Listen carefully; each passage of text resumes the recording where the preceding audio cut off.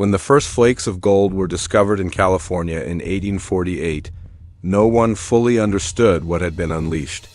At the time, the region was still adjusting to its new identity as American territory, freshly taken from Mexico after the Mexican-American War. California was distant, loosely governed, and largely ignored by the political elite in Washington. It was seen as a frontier, useful perhaps, but not essential. That perception changed almost overnight. News of gold spread first through whispers, then through letters, newspapers, and shipping routes. By 1849, the world was listening. The promise was simple and dangerously seductive. Gold lay waiting in riverbeds, free for the taking. No factory, no education, no inheritance, required only courage, endurance, and luck. This idea struck a nerve in a world defined by rigid class structures and limited mobility. For farmers facing debt, workers trapped in low wages, and immigrants searching for opportunity, California represented escape. The 49ers came from every corner of the globe, transforming a remote territory into an international crossroads. The journey itself was brutal. Some crossed the American continent by wagon, risking disease, starvation, and death in deserts and mountain passes. Others sailed around Cape Horn, enduring months at sea. Many never arrived. Those who did found chaos instead of clarity. Mining camps sprang up without law or order. Claims were disputed violently. Theft and murder were common. Gold promised freedom, but delivered uncertainty. Still, the rush accelerated. California's population exploded, and with it came rapid political change. Within 2 years, California became a U.S. state. Gold had forced America's hand.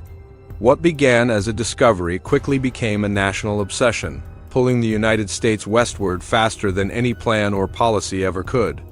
But beneath the excitement, the foundations of a darker story were being laid, one where power was taken, not shared, and where the cost would be paid by those who had never asked for gold at all.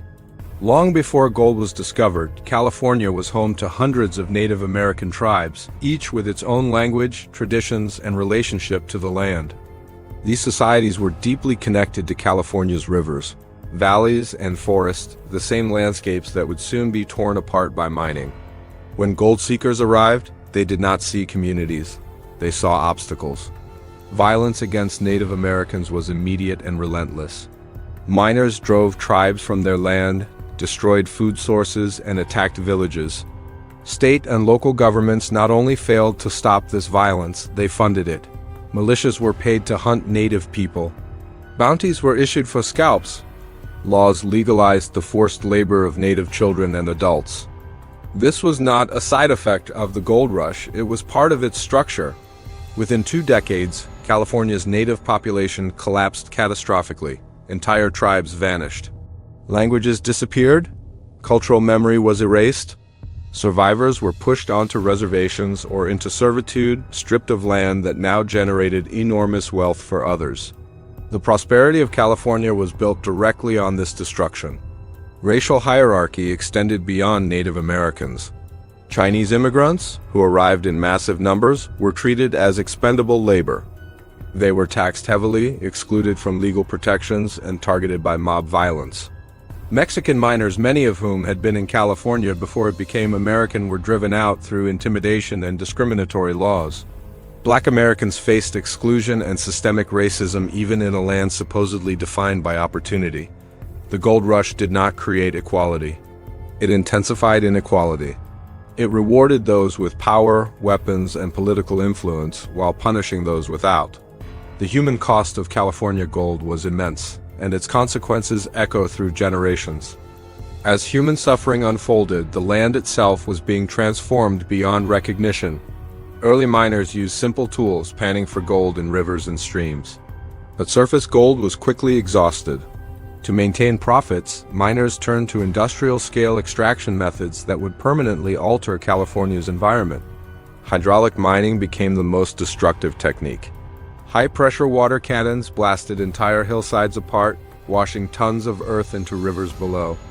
What remained were barren landscapes, stripped of vegetation and stability. Rivers clogged with debris flooded farmlands miles away. Mercury used to separate gold from sediment, poisoned waterways and wildlife. The environmental consequences were immediate and devastating. Fish populations collapsed. Farms were destroyed. Communities downstream suffered flooding and contamination. Legal battles eventually restricted hydraulic mining, but the damage was already done. Even today, mercury from gold rush-era mining remains embedded in California's ecosystems. This environmental devastation was accepted as collateral damage in the pursuit of wealth. The idea that nature existed to be consumed took root during this period and became a defining feature of American industrial expansion.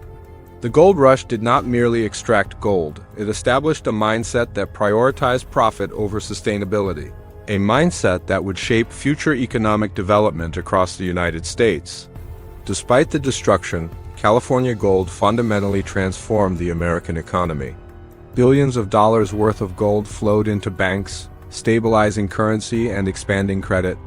This influx of capital accelerated industrialization at a pace previously unimaginable.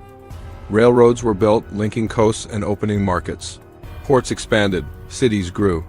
San Francisco emerged as a financial and commercial hub connecting the United States to the Pacific world. Gold funded factories, shipping fleets, and infrastructure that allowed the U.S. to compete with established European powers. The gold rush also strengthened the federal government.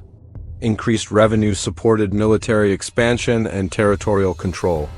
Westward expansion was no longer just ideology, it was financially viable. Gold helped bind the nation together economically and politically. This wealth did not remain confined to California. It reshaped the entire country, turning the United States from a developing republic into an emerging global power. Gold made America faster, stronger, and more confident and more willing to assert itself on the world stage.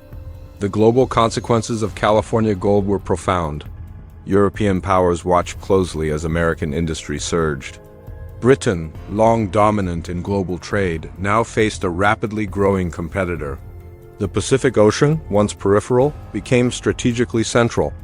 China experienced significant disruption as laborers left in large numbers, draining manpower and silver from its economy. Latin America saw wealth extracted without benefit. The gold rush shifted global trade routes, investment patterns, and migration flows. For the first time, the United States was no longer reacting to global power, it was shaping it. Gold underwrote ambition. It allowed America to think beyond survival and toward dominance. This shift marked the beginning of a new global order. California's importance did not fade with the gold. Instead, it evolved. The same forces that once drew miners now draw corporations, investors, and governments. California's economy rivals that of major nations. Its ports control Pacific trade. Its technology sector shapes the future. Foreign powers do not focus on California by accident. Economic pressure, cyber conflict, trade disputes, these are modern expressions of an old reality. Control resources and you control influence. Gold once filled that role. Today it is data, technology, and capital. The legacy of 1849 lives on in modern geopolitics. California remains a focal point of global competition because it has always been one. The gold rush also shaped American identity. It created the myth of limitless opportunity, the belief that success comes to those willing to risk everything. This idea fueled innovation, but also exploitation. Boom and bust cycles, inequality, and relentless ambition became normalized. California embodied both promise and excess. The psychological legacy of gold taught America to chase growth relentlessly, often without regard for consequence. This mindset persists today, visible in housing crises, economic inequality, and environmental strain. The dream remains powerful but incomplete. In the end, the California gold rush was neither purely triumph nor tragedy, it was both. It built wealth and power, but at staggering cost. It erased cultures, scarred landscapes, and reshaped global history. The gold is gone. The legacy remains. To understand California today, its influence, its challenges, and why the world still watches, we must confront this truth. Because the true cost of California gold was never just paid in metal. It was paid in lives, land, and the future. And that cost is still being counted.